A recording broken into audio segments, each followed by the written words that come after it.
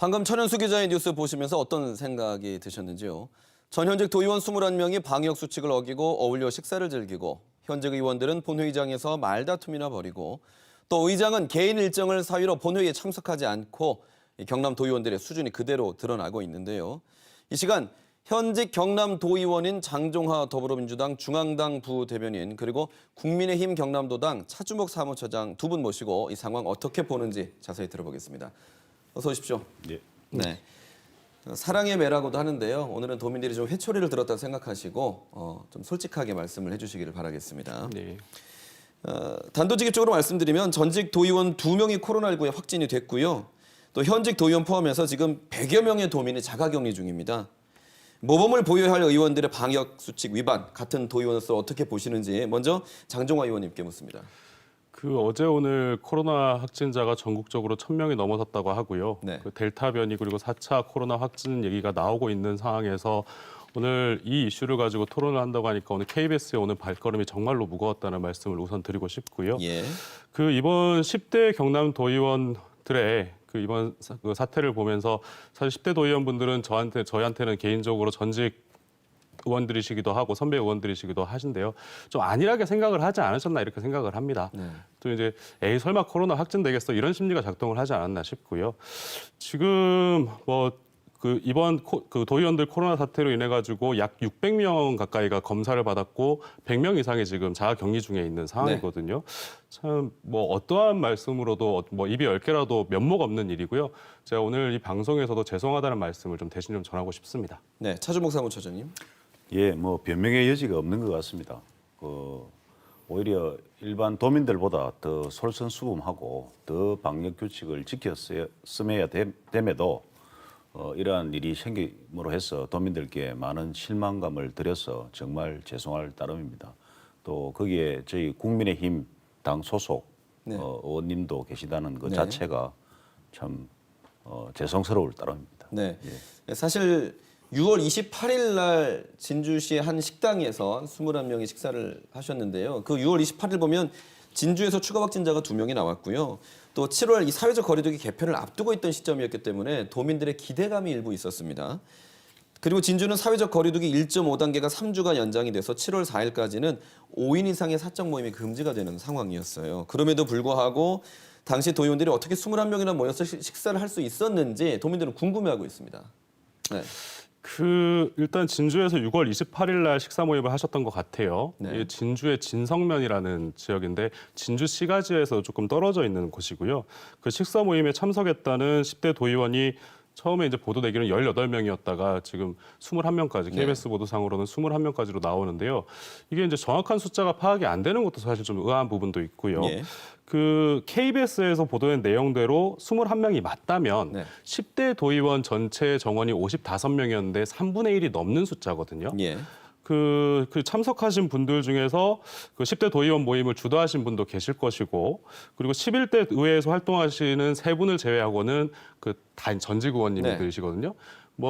지금 내년에 또 선거도 있고 하니까는 또 여기 또 참석하신 분들 중에서 통영이나 그리고 사천이나 이렇게 시장 군수로 또 거론되는 분들도 계시거든요. 예. 그런 으쌰으쌰 하는 차원으로 만났다고는 생각이 되는데요. 굉장히 부적절한 시기에 부적절한 모임이었다. 그렇게 지금 이제 말씀 중에도 보면 진주시 외곽에 위치한 식당이었다고 하는데 그렇다면 방역 수칙 위반을 아예 작정을 하고 모인 것 아니냐 이런 생각도 들거든요. 어떻습니까? 그러니까 이제 좀 억울한 측면도 있을 겁니다. 그러니까 이제 우리 일반인들 같은 경우에 식당에 가 보면 네. 좀 약간의 어떤 실갱이도 있을 수 있는데 요즘 같은 경우에 웨딩홀 같은 경우에는 식사를 단체 한 50명씩 이렇게 뷔페를 해서 모임을 하는 경우도 있거든요. 네. 그러니까 일반 식당하고 또 그런 경우에 차이가 있기 때문에 이 어떻게 보면 이 합리적이냐 하는 그런 의구심도 있는데 네. 사실 이번 모임은 처음부터 우리 아까 전에 의원님 말씀하셨듯이 좀 안일하게 생각했던 것 같고 네.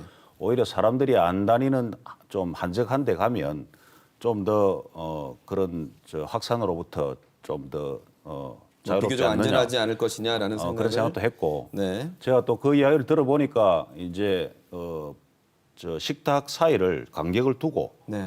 또 이렇게 칸막이를 하면 예. 좀 더 안전하지 않을까 이런 좀 안일하게 대처한 것 네. 같은데 그래도 이 방역 규칙이라는 게 엄격하기 때문에 오히려 더 솔선수범했어야 되는데 그렇습니다. 예. 그러니까 도민들은 이분들이 선출된 공직자들이고 예. 이거나 이기 때문에 예. 더 지금 엄정한 잣대로 들여다보시는 거거든요. 맞습니다. 근데 지금 자가격리 중인 현직 여야 도의원이 4분이에요. 도의회 의사일정엔 차질이 없습니까? 간단하게 말씀해 주십시오. 이틀 전에 본회의가 있었는데요. 네. 그때 이제 지금 현재 자가격리 중인 의원님이 자유 발언이 예정돼 있었습니다. 예. 그래서 서면으로 대체가 됐고요. 그리고 저희 그 문화복지위원회 위원장께서 지금 자가격리 중이신데 네. 그 문화복지위원회 회의는 그 부위원장 주재로 회의가 진행됐고요. 네. 뭐 지금 7월 회기에서는 딱히 뭐 의사 일정에 차질이 갈 정도는 아니다 이렇게 말씀을 드릴 수 있겠습니다. 알겠습니다. 앞서 뉴스에도 잠깐 나왔지만 이 와중에 의장님은 TV 방송을 출연을 한다는 개인 일정 때문에 본회의에 불참했어요. 앞서 말씀은 뭐 회의는 누구나 진행할 수 있는 것 아니냐라고 말씀을 하셨지만 진행의 문제는 아니죠. 예. 네, 그렇지 않습니까? 그러니까 이제 이런 일이 생기고 나서 첫 이제 본회의니까 우리 이제 도민들은 예. 우리 도의회를 대표하는 의장이 네. 공식적으로 좀 사과를 했으면 하는 그런 이제 바람이 있었는데 네. 뭐 좀 곤란한 입장이었는지 또 뭐 개인 일정은 아닌 것 같습니다. 그 도의 30주년 그 관련해서 방송 녹화가 있어서 자리를 뜬 걸로 알고 있는데 네. 어쨌든 도민들의 기대에 부응하지 못한 점에 대해서는 조금 실망스럽다 이렇게 보여집니다. 이뿐만 아니라 지난 5일에 한 언론사와의 통화에서 이런 말씀을 하셨어요. 서로 친목도 다지고 정보도 교환할 수 있는 것 아니냐. 뭐 부정적으로만 볼 게 아니고 너무 못한다고 할 말 하지 말고 좀 격려 좀 해달라. 이런 말씀을 김하용 도의회 의장이 하셨는데 이 부분은 어떻게 생각하세요? 적절한 발언이라고 보시나요? 부적절하죠. 그 6월 28일 날 이런 일들이 있었고 그리고 언론에도 보도가 됐다 그러면은 사실 이제 7월 6일 날 본회의가 시작될 때 의장이 유감을 표명하는 것이 당연한 절차입니다. 예. 그런데 이제 저도 이제 그날 방송 출연 때문에 그 의장석을 비웠다는 얘기는 저도 오늘 처음 얘기를 들었어요. 네. 심지어 생방송도 아니고 녹화 방송이었다고 하는데 좀 일정을 좀 조율하셨으면 좋지 않았을까 그렇게 네. 보고요. 지금 막 진행자님께서 말씀하신 그 도민일보와의 그런 인터뷰 내용 자체가 그런 것들 때문에 지금 이제 도의회가 불신의 대상이 되는 한 부분이라고 그렇게 생각을 합니다. 예. 뭐 뒤늦게 사안을 정확하게 파악하지 못하고 있었다라고는 예. 말씀하셨습니다. 네. 예. 어떻게 보셨어요? 최종성 씨. 그러니까 이제 그 첫 어떤 이제 공인으로서의 그 발언이 중요한데 예. 그 정확한 내용을 갖다가 일단 먼저 파악해 보는 것이 네. 앞서야 되는데 네. 너무 이제 동료 의원들을 좀 감싸는 마음에 앞섰던 것 같은데 도민들 입장에서는 도민들 그 어떤 눈높이에서는 예. 맞지가 않았다. 네. 정확하게 그 잘잘못을 따지고 네. 공식적으로 사과했어야 함이 맞다 이렇게 보여집니다. 그 사실은 지금 우리 회의 어떤 공식적인 사과 이런 부분에 대해서 우리 도민들은 기다리고 있는 입장이기도 하거든요. 물론 이제 지난 7월 6일 날 지방의회 부활 30주년 기념식이 열리면서 당시에 물론 이제 자가격리 중인 의원들은 불참하셨겠죠. 못 오셨겠죠. 그 자리에서 이제 의장께서도 뒤늦게 조금 뭐 불찰이 있었습니다. 뭐 말라는 말씀을 하셨지만 반쪽짜리 사과 아니냐는 그런 말씀도 계시고요. 지금도 도의회 앞에 가면 지방의회 부활 30주년 현수막이 걸려 있지 않습니까? 예, 그렇습니다. 네, 그럼에도 불구하고 이 도민들은 납득할 만한 사고를 아직 듣지 못한 것 같다라는 말씀을 하고 계세요. 실제로 이제 그날 오전에 그 7월 6일 오전에 그 도의회 지방의회 30주년 그 기념식이 있었거든요. 예. 그때 이제 사과를 했다라고 말씀을 하시는데 그날 행사는 도민들이 볼 수 있는 행사가 아닙니다. 예. 그리고 이제 그 실제로 이제 사과를 하실 의지가 있으셨다 그러면은 7월 6일 본회의장에서 먼저 유감 표명을 하셨어야 된다. 저는 그렇게 생각을 하고요. 네. 그 어찌됐든 간에 지금 뭐 좀 전에도 나왔다시피 뭐 그런 자리는 뭐 서로 친목도 다지고 정보도 교환할 네. 수 있는 자리여서 꼭 부정적으로만은 볼 수 없다. 이렇게 뜬구름 잡는 동문서답들이 네. 도의회 위상을 추락시키는 일이 아닌가 그렇게 보고 있습니다. 예. 소속 정당도 그런데 개인 책임으로 돌렸어요? 뭐 개인 책임이다 보다는 네. 일단 저희 관련된 현직 의원은 아마 자가격리 후에 예. 공식적으로 사과를 예. 할 겁니다. 예, 그렇게 저희가 당에서 그렇게 돼 있고 또 저희 국민의힘도 네. 저희 당 소속 의원이기 때문에 당연히 그 우리 도민들께 실망을 드린 데 대해서 예. 당연히 사과드리고 저희 당의 그 윤리위원회라든지 그런 이제 징계 절차도 그 거기에 해당되는지를 네. 저도 나름대로 지금 검토 중에 있습니다. 그와 관련된 질문을 좀 드리고 싶었는데요. 당연히 이제 방역 당국은 현직 도의원 2명을 포함해서 전현직 도의원 18명에게 과태료 10만 원을 부과하기로 했어요. 예.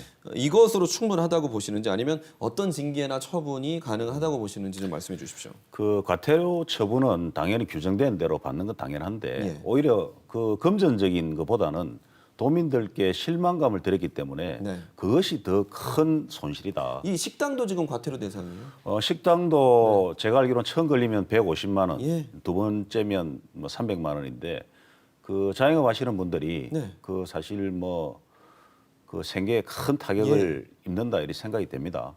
그래서 지금은 서로에 대한 배려가 중요한 시기입니다. 우리 공동체를 또 지키기 위해서는 또 거기에 모범을 보여야 될 분들이 우리 도민을 대표하는 의원님들인데 좀 너무 아쉬움이 크고 네. 다시는 이런 일이 발생하지 않도록 좀 더 규칙을 알겠습니다. 정확하게 지킬 수 있도록 예. 네, 좀 마무리를 하려고 하는데요. 김하영 도의회장이 후반기 성과 브리핑에서 이런 말을 했습니다. 변화와 혁신으로 희망을 주는 경남 도의회를 만들겠다. 그런데 지금 이 희망보다는 좀 절망을 주는 도의회의 모습을 보이는 것 같아서 좀 안타까운 마음이 듭니다.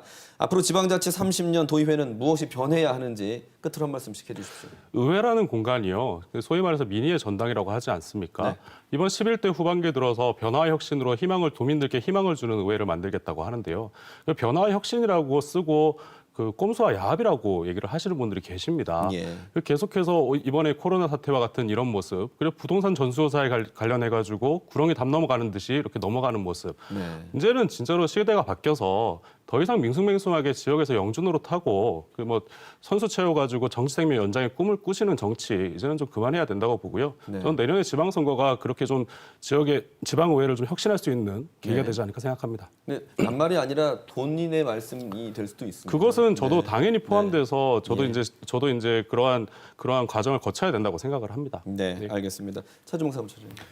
예, 지난 지방선거 때 어떻게 보면 중앙 정치 그 미국과 북한의 그 회담으로 인해서 묻지마 투표가 있었던 것도 사실입니다. 그래서 준비되지 않은 분들이 선출직으로 대거 의회에 들어온 것도 사실이고 그로 인해서 의장단을 구성할 때 여러 가지 그 무리를 일으킨 것도 사실입니다. 그래서 의회의 가장 중요한 그게 주인공은 도의원들인데 도의원들의 자질, 소명의식, 그런 도덕성 이런 이제 자질이 일단 네. 중요한데 그걸 1차적으로 정당에서 훈련, 교육 그런 데 사람을 공천해야 된다. 저희 당도 지금 이제 이준석 대표 체제 이후로 예. 기본적인 검증을 하겠다는 지금 프로그램을 만들고 있는 중입니다. 네. 예를 들어서 어떤 현안에 대한 이해력 그리고 최소한 컴퓨터를 활용할 수 있는 능력이라든지 또 도민들의 눈높이에 맞는 그런 공감 능력 네. 그런 이제 자격을 갖춘 의원들이 의회에 들어와서 도민들을 대표한다면 지금 지방이 소멸된다는 그런 아주 중대한 위기에 처해 예. 있습니다. 그러면 이제 중앙하고의 어떤 이런 차별화된 예. 우리 지방만의 어떤 발전 방향을 기획하고 비전을 제시해야 되는 네.